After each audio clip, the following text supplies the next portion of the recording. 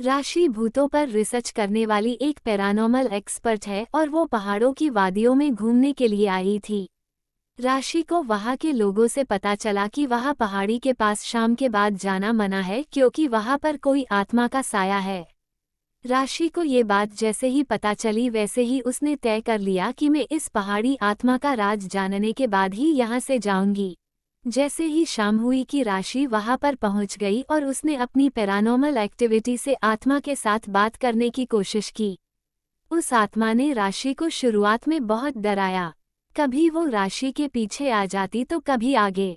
वो अजीबोगरीब आवाज निकालकर राशि को डराती थी। आखिर राशि ने अपने पैरानॉर्मल एक्टिविटी से उस आत्मा पर नियंत्रण पा लिया। उसके बाद राशि ने आत्मा से बात करने की कोशिश की। आत्मा से बात करने के बाद जो राशि को पता चला उससे राशि की आंखों में आंसू आ गए। ये आत्मा एक पिता की थी, एक ऐसे पिता की जो कब से अपने बेटे के शहर से आने का इंतजार कर रहे थे। इस पिता ने अपनी पत्नी के गुजर जाने के बाद बेटे को अकेले संभाला था।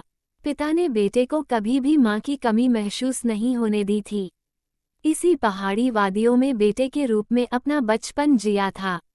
जैसे ही बेटा थोड़ा बड़ा हुआ कि पिता ने बेटे को कुछ अच्छा बनने के लिए और पढ़ाई करने के लिए अपने दिल पर पत्थर रखकर बेटे को शहर पढ़ने के लिए भेज दिया। बेटे ने शहर जाकर वहां पहले पढ़ाई की और बाद में जॉब करने लगा।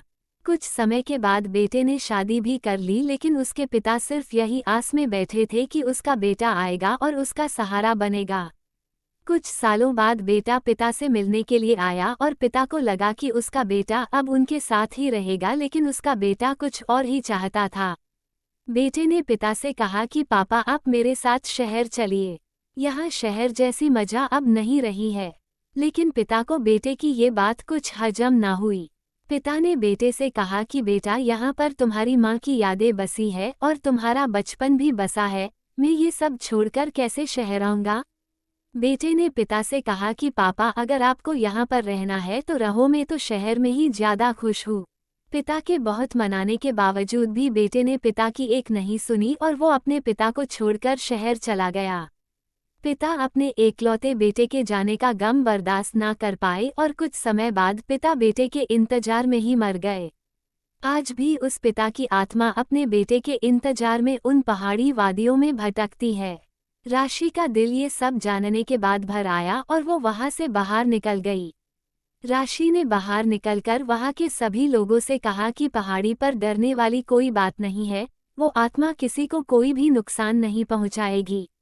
इसके बाद राशि सारा दिन ये सोचती रहती है कि क्यों एक औलाद माँ बाप को ऐसे छोड़ देती है और माँ बाप मर कर भी औलाद को नहीं छोड़ पाते हैं। धन्यवाद।